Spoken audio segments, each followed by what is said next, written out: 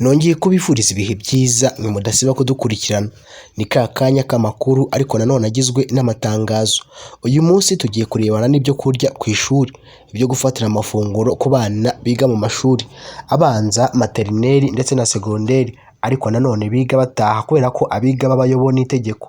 Iyo umubyeyi yishyuye amafaranga y'uko umwana agiye kujya kwiga muri boarding cyangwa se internet nk'uko mubyita, amafaranga yishyura n'ayo kuba umwana we afata amafunguro, haba mu gitondo, saa sita nimugoroba, ayo mafaranga aba ariho. Ahubwo impamvu tugiye kuganira ku by'amafunguro ni uko ari itangazo ryasohotse n'impinduka, ndetse no gushimira abafatanyabikorwa batanze inkunga z'amafaranga menshi cyane kugira ngo abana bakomeze gufatira amafunguro ku ishuri. Dusangire lunch ni gahunda ya leta yashizeho, ndetse na fresheri ku ishuri ni gahunda ya leta yashizeho, zigamije gufasha abana kwiga neza, kudasiba ishuri, kuticwa n'inzara ku ishuri, kubaho biga neza bakeye bafite isuku bameze neza, haba mu mutwe, mu nda ndetse no ku mubiri. Dusangire lunch ni gahunda yashyizweho nyuma y'uko leta yabonye ko abana benshi bata ishuri bitewe n'inzara, cyangwa se kuba bajya mu rugo iwabo ugasanga nta mafunguro ahari. Umwana wiga kabiri bikaba byamubera imbogamizi zo kutiga kabiri, ndetse ugasanga bimufashije cyangwa se ntibimufashije kubera ko avuye mu ishuri cyangwa se atsinzwe bitewe n'uko yize nabi, cyangwa se n'abihanganye bagasubira ku ishuri ugasanga kubera inzara ntibari gukina na bagenzi babo, mu nda ari kubarya, bararyamye barasinzira, ntibakurikira amasomo neza. Ni inkuru nziza kubera ko inzara iraryana, ni ukuri kw'Imana. Inzara iraryana, usibye no kuba ari abana n'umuntu mukuru inzara iramurya akicara akarira rwose agahwera. Ndagushimiye cyangwa se ndagusuhuje wowe utarahuye n'inzara, nawe wahuye nayo ndagusuhuje. Ese waba ushaka gukanda buto yanditseho subscribe? Kanda kuri buto yanditseho subscribe niba ntacyo bigutwaye, ukande kuri like mu rwego kugira ngo niba ugaragaza ko ino video wayikunze bitewe n'ibyo tugiye kuvugiramo aha ngaha, niba ntacyo bigutwaye ukande share ku bandi bakeneye kumva amakuru nk'aya ngaya, niba ntacyo bigutwaye ukande hari bandikira comment ushemwe ibitekerezo byawe, niba ntacyo bigutwaye utubwire ko dukunda, cyangwa se ibitekerezo ku byo twavuzeho ubishyiremo niba ntacyo bigutwaye. Twihuse cyane rero ngo wayi ikaze kuri uno muyoboro wa ino YouTube channel nishya, mureke tuyizamure ndetse igere kure, twuzuze ibihumbi 10 by'abasubscribers, urabona ko baburaho gake cyane. Nihuse rero reka mbanze mubwire ko Mineduc ndetse n'urwego rw'igihugu rw'ubugenzuzi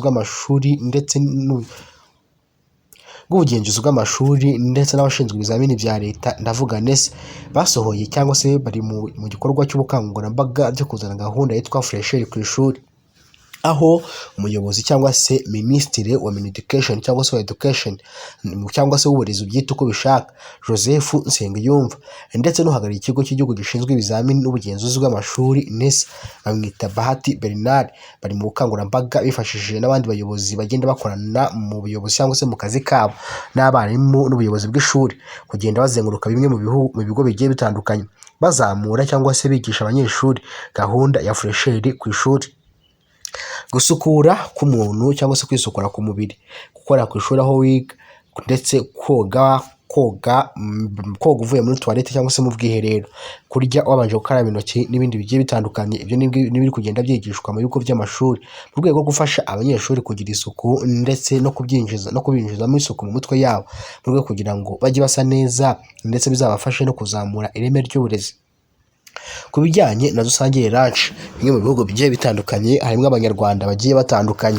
Murabizi ko amafaranga twishyura ari amafaranga make cyane kugira ngo abana barye, baba bo muri primaire, segonderi na maternelle, kubera ko ari amafaranga mwishyura atarengeje 1000 cyangwa se 2000 cyangwa se 750. Kunumvise n'ibigo byishyura amafaranga 750, n'ari amafaranga mwishyura muri segonderi 10,15 cyangwa se 3000 bitewe n'ikigo bigaho icyo ari cyo. Ari amafaranga rwose ndakurahiye ntago yazatuma umuntu arya igihe cyose cy'amezi 3 n'igihembwe cyose. Ahubwo ni ukuvuga ngo harimo abanyarwanda baba mu Rwanda, yewe n'ababa hanze y'igihugu cy'u Rwanda, yewe n'ubuyobozi bw'u Rwanda n'abandi baterankunga bakoze ibyo bishoboka, ndetse bakora uburyo abana biga mu gihugu cyose cy'u Rwanda bazajya barira amafunguro ku ishuri, mu rwego kugira ngo babafashe abana bakomeze kwiga. bw'ejo bundi harimo abanyarwanda batuye mu bihugu bigiye bitandukanye by'ahangaha muri Afurika batanze amafaranga angana na miliyoni 30 azafasha abanyeshuri ibihumbi 10 byo kurira ku ishuri. Abanyeshuri ibihumbi 10 ni abanyeshuri benshi cyane, miliyoni 30 ni amafaranga menshi cyane kuko azaza agure ibyo kurya bizajyanwa mu bigo by'amashuri bigiye bitandukanye. Nta kigo cyigaho abanyeshuri ibihumbi 10, uba usanga n'ubundi ikigo cyiga abanyeshuri benshi 600, 500, 700 cyangwa se 1000 iyo baba ari benshi. Nabwo bikunze kuba ku magroupe scolaire, ugasanga ikigo gifite primaire, gifite na secondaire, gifite na maternelle. Ibyo nibyo bikunze kubaho abanyeshuri bari ku hejuru y'igihumbi cyangwa se 1000 ubwabyo. Rero urumva amafaranga azafasha abanyeshuri ibihumbi 10 azajya ku bigo birenze 5 cyangwa se ibigo bigera ku 10. Nabwo ikigo giharirwe miliyoni 10 kigaharirwe miliyoni 10, nk'ikigo giharirwe miliyoni 10 usange ibigo 10 bise bibona amafunguro.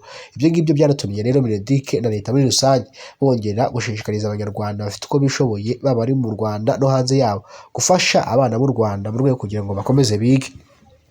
Ni amafaranga yakusanyijwe n'abanyarwanda bari hanze y'u Rwanda, bakavuga ngo reka dukore iyo bwabaga abana b'u Rwanda bige, ejo bundi bazabashe kubaka u Rwanda rwiza bari smart mu mutwe ndetse bafite n'ubwenge.